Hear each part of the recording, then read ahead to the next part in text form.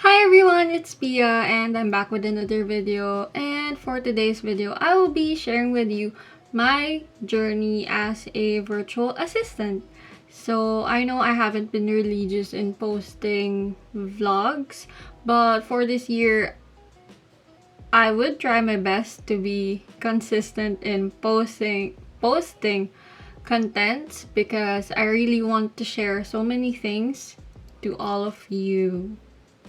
So yeah.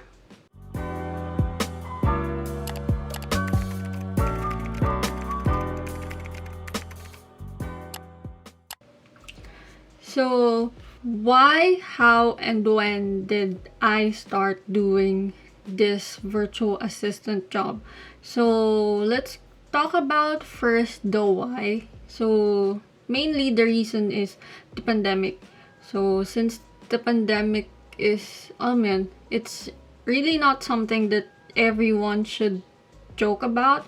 And way back 2020, no one really knows how you would find out if, you're a carrier or not. Even though you're masking up, you're sanitizing, you're taking every precaution that you can, pwede ka pa rin maging carrier. So that's the main reason I really wanted to have that work from home setup para I won't risk myself as well as my family. And syempre, finances din kasi I really wanted to have much more streams of income. At the same time, it would also help me na magkaroon ng savings, and it would also help me gain more investment. So how did I started my journey? So my journey didn't started when I did the ESL teaching, because ESL teaching is more on the freelance side. There's a distinct line between freelancing and virtual assistants. And my virtual assistance experience started when I was able to ace a client through a Facebook group. So my client that time is a real estate agent here in the Philippines, and I worked for her as an admin assistant as well as a web designer. And when did I started being a VA? I started last June 2022, and it's been 8 months since I started doing this. Doon naman tayo sa struggles ko. So this is really something that I wanted to share to everyone, since I rarely see anyone sharing their struggles, and I know a lot of people who struggled to get clients. So it's really not easy having a client, acing a client when the pandemic started, kasi everyone literally wants to have that work from home setup. So that's one thing. And isa pang naging struggle ko, yung skills ko. My experience is more on the real estate side because I worked as a real estate agent before, and it's not really that helpful for me kasi alam mo yun, parang it didn't do justice for my resume kasi it's more of like a self-taught thing, but I don't really have an in-depth knowledge, so I don't have much to offer on that part. And also, ang naging struggle ko noon is yung mga competition. So, yung competition is really cutthroat, especially na sa isang job posting, there would be hundreds or even 200 applicants, and I don't know kung ano ba yung meron sila na wala ako, or ano yung meron ako na wala sila. And at the same time, I don't know how to really sell my skills because I don't really think that my skills are on the expert level already or on the specialized skills, and it's more of like a jack of all trade, master of none thing. So yeah, it was really a hard part for me kasi I don't know ano ba yung dapat kong i-offer, and sometimes I would see job postings and I would say, oh, I want to apply on this job posting, and then when I see the client's requirements, I would suddenly feel little kasi they would be asking for some years of experience, and meron din silang preferred na mga i-hire talaga na tao. So, isa na dun is yung gusto madalas ng client is yung person na yon na i-hire nila is from BPO or may background sa BPO or an old guard na sa pagiging VA. And sila yung mga mahirap makalaban kasi meron na silang edge and ako wala. At the same time, yung mga newbie din sa industry ng pagiging VA na specialized or expert na sa skill na kailangan ng niche nila. So, yun yung main reason why I did crash courses. So, for the crash courses, my mentors were the coaches from Filipino Virtual Assistants. And the reason why I did the crash courses is for me to know more kung paano ko ba ibebenta yung sarili ko. I want to know more kung ano ba yung pasikot-sikot ng freelancing and VA industry. Ano ba yung kulang sa akin, bakit hindi ako maka-ace ng client that time. And of course, some YouTube videos na related sa niche na gusto ko.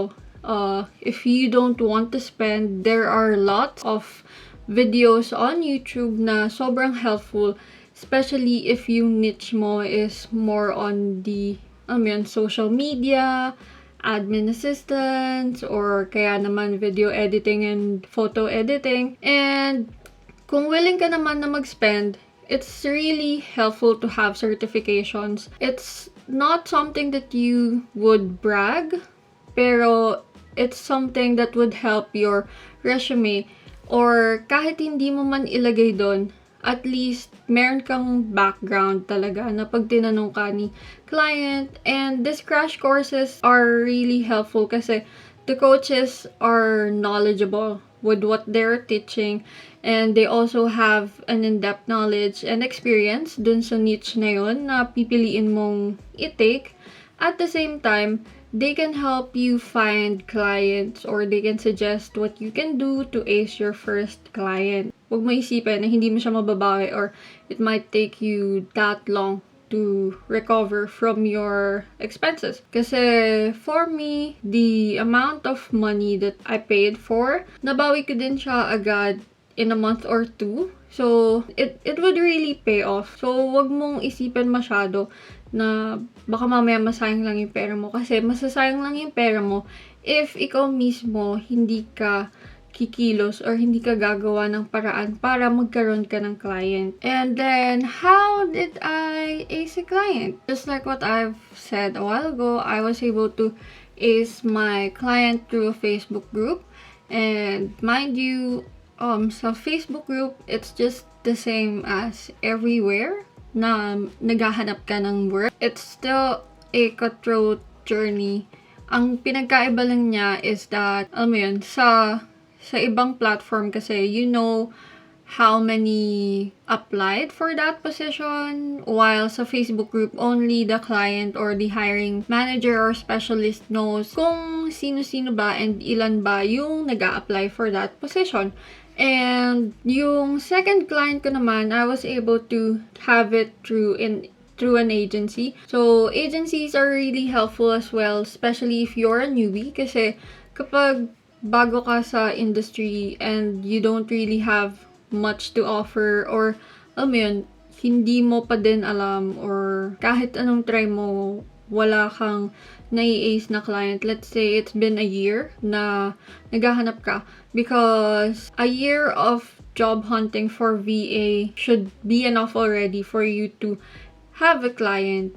And if wala pa din, maybe try applying through an agency. Agencies would help you find a client. Just a quick disclaimer, some agencies do have tie-ups, some agencies don't have, and some agencies have a share for your salary. It would depend sa usapan nyo or contract nyo, and some agencies don't. So, sa ibang agency, it's basically like working directly for the client, tapos talagang bukod yung bayad ni client sa kanila. Right now, the agency that I'm in is Virtual Freelancing Asia. So, I would link down below their Facebook page Para if you're interested to apply, you can send your resume. They're really responsive, so they won't read your message and leave you hanging. And also, the reason why I really like VFA is that it's more of like a family rather than an agency who's handling me and my client. If you're interested or you want to know more about them, you can message me through my Instagram or through my email. I would be willing to discuss with you and help you on how you can apply. And the platforms where you can apply is Upwork, Online Jobs PH, Fiverr, freelancer.com, and also you can try LinkedIn. LinkedIn is really helpful, especially if yung niche mo is more on office work talaga. And also, you can try Facebook groups. Lastly, my advice to anyone who wants to start their freelancing or VA journey, I would only give 2 advices. The first one is be aggressive and persistent. Don't just be patient and complacent. So, most of the time kasi Filipinos tend to be patiently waiting and complacent, especially if nasabihan ka na bibigyan ka or kaya, alam mo yun, parang, let's say, you sent an email or your resume and then the hiring manager or specialist said na they would review your resume and then you're already hoping na bigyan ka nila ng chance ma-interview. So, even if they said that you're already for an interview with a client, hindi pa din assurance yun na magkakaroon ka ng client kasi it would take you, hundreds of rejection sometimes to just ace one client. And be aggressive in a way na you know how to sell yourself and you also know your worth. And syempre, dapat persistent ka.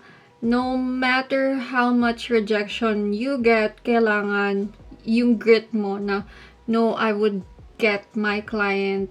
I would have my client. And wag ka masyadong maging kampante na just because you sent out, let's say, 10 resumes in a week, you would get one already. Sabi nga, the more the merrier, and the sky's the limit when you're sending out applications in the VA field. Kasi hindi mo naman alam kung sino talaga yung mag-hire sa'yo. And having more clients, especially if more on part-time side ka naman, would give you much comparison kung sino ba yung mas pipiliin mo.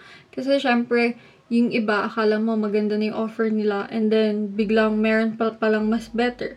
So, dun mo malalaman yun. And syempre, number 2 is have a proper timetable as well as time management.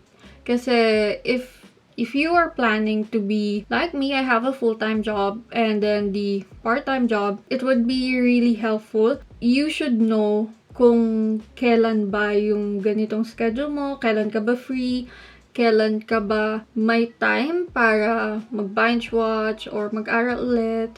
And kung balak mo naman na mag-part-time, it's really helpful to have a proper schedule para alam mo kung kailan matatapos yung kay ganitong client, kailan mag-start yung ganitong client mo, and then hindi mag-overlap yung time, hindi din maghalo-halo yung mga task na kailangan tapusin, and at the same time, para alam mo din kung gaano pa ba sa isang araw yung natitira for yourself. So, yeah, that would be all for today, and I really hope na it would also be helpful for you. And don't forget to like, share, comment, and subscribe on my YouTube channel. I'll see you next time. Bye bye!